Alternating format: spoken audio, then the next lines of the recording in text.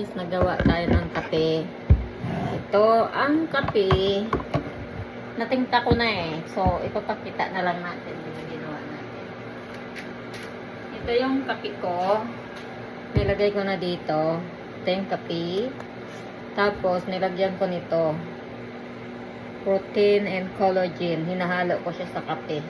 Ayan yung iniinom ko pag nag-gym ako. Diba?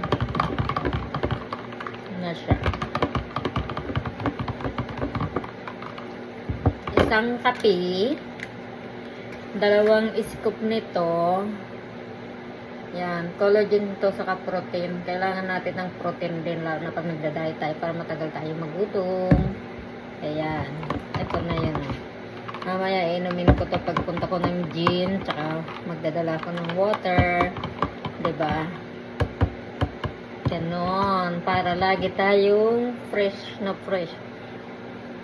Diba? So, bye-bye guys. Good morning sa atin. Good evening sa Pilipinas. Bye-bye.